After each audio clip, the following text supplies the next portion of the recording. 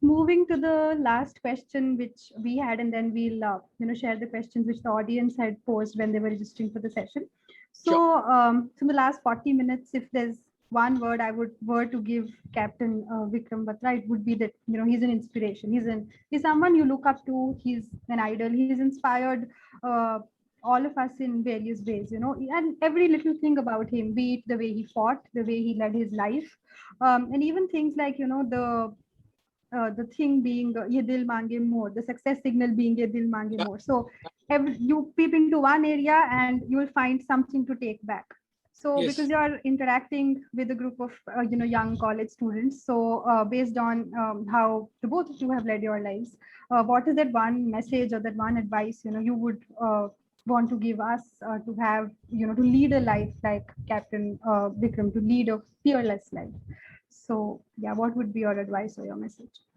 Two things. One, I believe, to become something like Vikram, you don't have to wear a uniform, is what I believe. You don't have to become a soldier to really give it back to the society. So one advice I will have for every student who's watching me or, across India is that in whatever form, in whatever profession you choose, try to give something back to the society, or the nation, in whatever little form one can give. It is not about that you have to don a uniform and go and fight a war, or get into an insurgency to give it back to the country for the security of the country. Right? It is only the youth which will determine the future of the country. So whatever little form one can give, right? Be it a respect to the soldier, be it a respect to the citizens, senior citizens, that's one. And two, a lot of people at the age of 22, 23, 24, sometimes I believe, and primarily, people who come from the small towns, they don't have that kind of environment in which they get a full information. I think we should not get into any profession which doesn't attract you.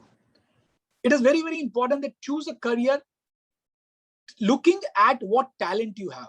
Because when me and Vikram decided to join the forces, right, and of course I got into the private sector, we never had a choice. I'll be very honest. We never had internet during those days. I'm talking 91, 92 when we did our 12th. I think internet came in India in 93, I believe. We had already passed out of 12th, right? There were very limited career of choices. Very, very limited choice of the career. Very, very limited choice. As I mentioned, you do a medical, you do engineering, you do the forces, right? And if you don't do that, do a graduation, do an MBA. That's it. And sometimes what happens is you wonder that whatever career path you've chosen, end of the day, you're not enjoying it when you're into the job.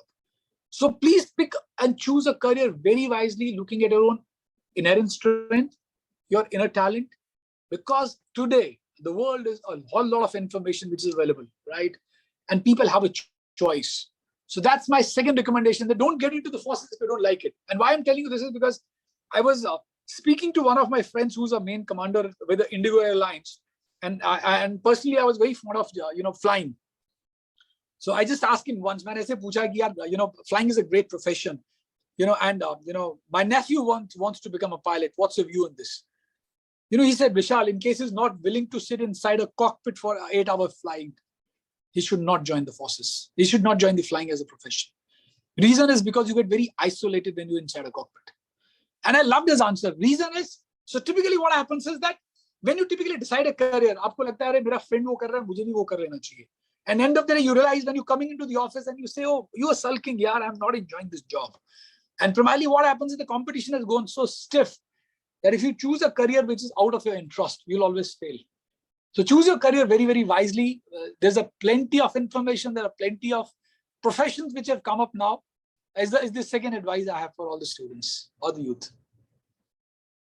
Yes, thank you, sir. We, agree with it. We have the privilege of choice. We have the privilege of having access to so much of information that perhaps, you didn't have. And then it is up to us to sort of exercise that choice and that privilege that we have wisely. And of course, go for something, where we can make a discretionary contribution. Absolutely. Yeah. Contribute it back. Bang on. So true. So true. Okay, sir. So taking a few questions which we received from the audience. Sure.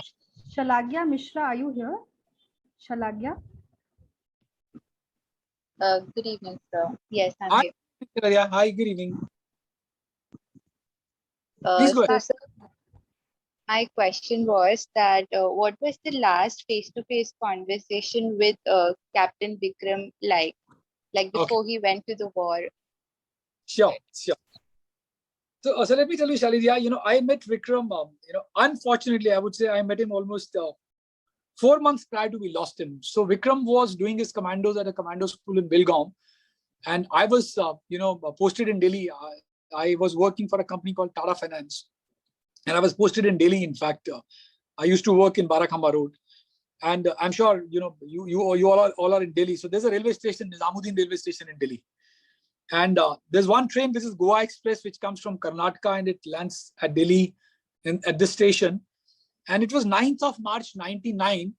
And I didn't have a mobile during those days. I used to have an Alpha numeric pager, and Vikram sent me a message that he's reaching Delhi, via Goa Express on 9th of March at 7 o'clock in the morning.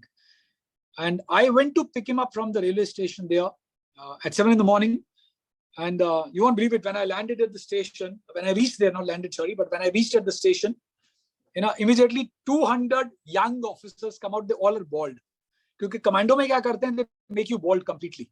So I saw 200 completely bald, commandos, and I got confused that where is Vikram? How do I spot Vikram among these 200 ganjas, to be very honest? And somebody pats me on the back and I see it's Vikram, a very lean, thin structure guy. Vikram was completely changed. Vikram had a very nice built up. He was absolutely a lean looking young guy of 20, 24. And of course, I took him to the place where I used to stay. I used to stay at Lajpat Nagar. And I don't know if you watched a movie called Prahar. And Prahar was basically a movie which is made on the life of a commando. And it is featuring Nana Patekar and Madhuri Dixit. And it used to be one of our favorite movies, both for me and Vikram, Jo Jeeta Wahi Sikandar, Prahar and Top Gun. These three were the best movies, most favorite movies for both of us. And when I took Vikram to the place where I was staying at Lajpat Nagar, I asked Vikram, is Prahar exactly, what you did in Commando? And Vikram replied that Commando is 10 times more tougher than what is shown in the Prahar movie. And after that, he took off his t-shirt and he showed me his back. And his back was all blood. It was all bruised, completely bruised. And I said, what have you done to yourself? And he told me, they take a shit out of you and they take a shit out of you and they make you a man. That was my last conversation with him. And we spent around close to 4 hours. And then, of course, I bid him goodbye there by dropping him at ISBT Delhi, which is Maharana Pratap Interstate Bus Terminus. And that was my last meeting with him, physical meeting, my last conversation. And unfortunately, beyond that, we could never talk. But yes, I do have some of his memories because he was writing letters to me from the battlefield. And he did write 4 letters to me. First letter was written on 16th of June, 99. Which was just before he went for his first mission, which was 5140. Second letter he wrote to me was on 26th of June after capturing 5140 when he radioed the message, Yadil Mange More. His third letter was dated 2nd of July, 99, which was when he was, resting and recouping at the base camp, for another offensive action.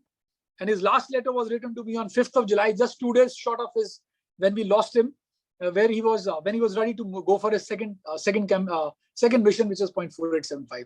So that's the last written conversation and the last meeting with Vikram. Thank you, sir. Thank you for sharing. Pleasure. Thank you, Shalagya, for that question.